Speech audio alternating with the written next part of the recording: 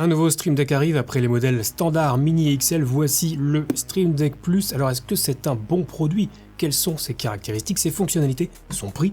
Est-ce que c'est utile ou est-ce que c'est l'arnaque du siècle? Autant de questions auxquelles je vais tenter de répondre après une rapide présentation de ce nouveau produit Elgato. Alors si on ouvre la petite boîte bleue traditionnelle, on va pouvoir découvrir la bête, on a un petit guide de prise en main rapide qui est fourni, l'essentiel pour pouvoir utiliser le Stream Deck Plus et l'application Stream Deck. On trouve également le Stream Deck Plus, évidemment la finition est comme d'habitude chez Elgato plutôt propre, et bien entendu un câble USB est fourni, sachant que c'est un embout de type C d'un côté et de type A de l'autre pour brancher sur le PC. Au niveau des dimensions, on constate que ce nouveau Stream Deck Plus est plus imposant qu'un modèle standard à 15 touches, plus lourd également avec un poids officiel à presque un demi-kilo, à 465 grammes, et on peut le diviser en 3 zones distinctes. La zone du bas qui comprend 4 boutons de réglage rotatifs, que j'appelle personnellement des potards, qu'on peut également presser, on sent bien l'écran quand on tourne les boutons, c'est plutôt appréciable. La zone du milieu qui est constituée d'un bandeau tactile à affichage LCD, on va y revenir bien sûr, et la zone du haut avec 8 boutons personnalisables, affichage LCD également, qui constitue la partie commune aux autres Stream Deck, ça on connaît. Notez que comme le Stream Deck standard en version MK2, le support est directement intégré, contrairement aux premières versions du Stream Deck où le support était détachable et réglable dans différentes positions. Et enfin précisons, même si on s'en doute, que ce nouveau Stream Deck fonctionne avec l'application éponyme qui est compatible avec Windows 10 et macOS 10.15 minimum. Pour configurer le Stream Deck Plus, il faut donc passer par son application. Et ça se fait comme pour n'importe quel autre Stream Deck, il suffit de glisser, déposer des actions pour les avoir directement sur un bouton. Les deux nouveautés concernent le bandeau tactile et bien sûr les potards, les boutons qu'on peut tourner et sur lesquels on peut aussi appuyer. Les autres boutons, je l'ai déjà dit, sont comme sur les autres Stream Deck. J'ai quand même noté qu'ils étaient un petit peu plus grands, mais leur utilisation et leur personnalisation ne changent absolument pas par rapport aux générations précédentes. La personnalisation du bandeau tactile est étroitement liée aux actions qu'on va pouvoir mettre sur les potards. On peut modifier les icônes et éventuellement l'arrière-plan,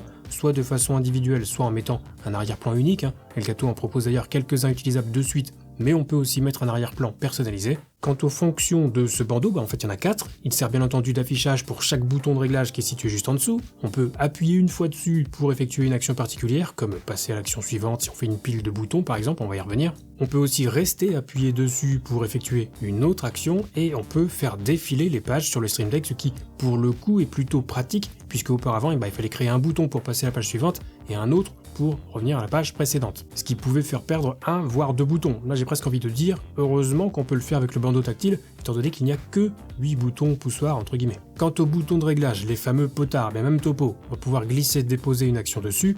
Notez qu'on a du coup une nouvelle catégorie d'actions sur l'appli, avec d'un côté les actions pour les boutons traditionnels, et de l'autre les actions pour ces fameux potards, sachant que toutes les actions ne pourront pas aller sur ces derniers. En même temps, changer de scène avec un bouton qui tourne, c'est pas forcément très intuitif, donc on a bien compris que ça serait utile pour les valeurs réglables, comme les volumes audio, ou la valeur du zoom d'une webcam par exemple. Avec la Facecam Pro et en utilisant Camera Hub, il est d'ailleurs possible même de gérer le cadrage de la webcam. Et l'autre petite nouveauté en lien avec ces boutons de réglage, c'est la possibilité de créer donc une pile de boutons. Alors normalement, quand vous avez un bouton de réglage, vous pouvez régler par exemple un volume et mettre en sourdine en appuyant sur le bouton. Mais avec une pile de boutons, vous allez pouvoir passer d'une action à l'autre en appuyant sur le bouton de réglage. Donc en gros, vous avez virtuellement l'équivalent de 8 potards sur ce Stream Deck Plus, sans compter les différentes pages. Donc ça marche un petit peu comme les boutons multi-actions pour ceux qui connaissent déjà un petit peu le Stream Deck, et on peut ajouter autant d'actions qu'on veut dans une pile et passer à la suivante en appuyant simplement sur le bouton de réglage. Bref, ça c'est une fonctionnalité très intéressante. Et une autre grosse nouveauté introduite par ce Stream Deck Plus et qui prend tout son sens justement du fait de la présence des boutons qu'on peut tourner, c'est le fait qu'en utilisant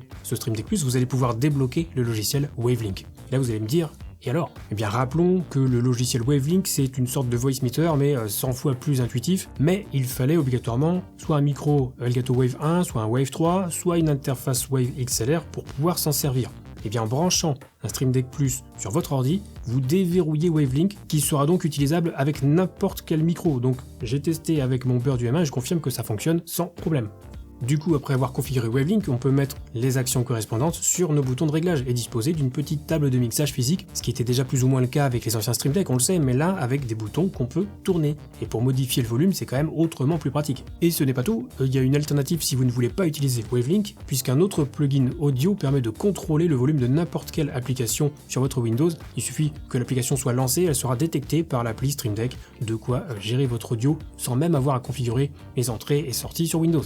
Donc pas mal d'avantages, mais aussi des inconvénients pour ce Stream Deck Plus, on va essayer de passer tout ça en revue. Au niveau des avantages, on a évidemment la présence des boutons de réglage. Ils sont largement plus pratiques pour régler un volume ou plus globalement pour modifier la valeur d'un paramètre, puisque sur un Stream Deck classique, il fallait au moins 2 boutons pour augmenter et diminuer le volume. Là, on fait tout avec un seul bouton rotatif. Ça a du sens, on peut changer d'action en cliquant dessus, c'est super pratique. Deuxième point fort, c'est le bandeau tactile, très pratique également pour passer d'une page à l'autre. Et bon, là, ça va être subjectif, mais je trouve que c'est plutôt classe, moi, cette petite barre personnalisable en plein milieu des Stream Deck. Autre avantage, c'est sa simplicité d'utilisation. Configurer un bouton, c'est aussi simple qu'un glisser-déposer, donc vraiment aucune difficulté pour configurer ce Stream Deck. Et ensuite, on a les plugins, utilisables avec n'importe quel type de Stream Deck, bien sûr. C'est donc aussi le cas pour le Stream Deck Plus, qui profite de la bibliothèque de plugins déjà existants. Donc pour ceux que ça intéresse, j'ai fait une vidéo sur les plugins pour le Stream Deck juste avant celle-ci.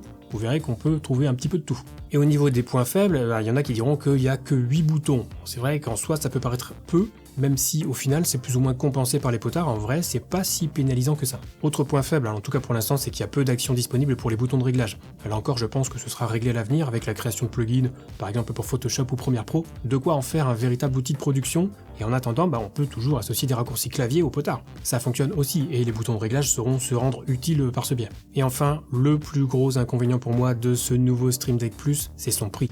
À 230 € tarif officiel, déjà que je trouve qu'un Stream Deck normal, 15 touches à 150 €, c'est trop cher. Bon là c'est pareil, je trouve que c'est vraiment trop cher. Personnellement, un Stream Deck classique à 100 €, ça m'irait bien. Et du coup, un Stream Deck Plus à 159 €, ça l'aurait fait.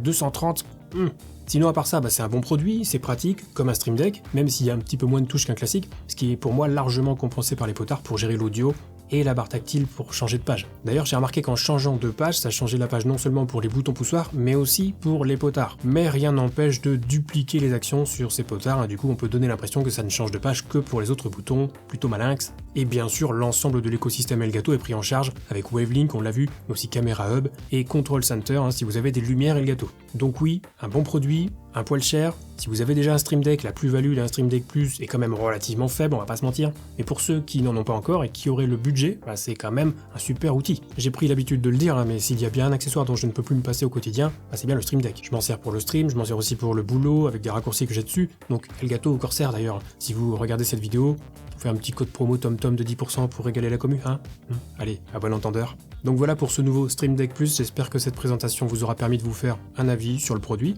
En toute sincérité, n'hésitez pas à me dire ce que vous en pensez dans les commentaires d'ailleurs, en essayant de rester constructif un minimum, c'est toujours plus sympa. Et au passage, vous pouvez laisser un petit pouce bleu qui va bien, vous abonner à la chaîne et activer la cloche si le streaming vous intéresse. Sur cette chaîne, vous trouverez plus de 220 vidéos en rapport avec le streaming. J'en profite également pour vous rappeler que si vous avez des questions concernant le streaming, vous pouvez venir me les poser dès que je suis en live sur Twitch. La porte est toujours ouverte. Pour les questions plus techniques, je vous invite à rejoindre le Discord communautaire Zero Absolute Gaming. Lisez bien les règles pour débloquer les salons d'aide et on vous répondra au plus vite. Tous les liens dont vous avez besoin sont dans la description juste en dessous. Et sur ce, c'est la fin de cette vidéo. On se retrouve très vite pour la prochaine et d'ici là, bon stream!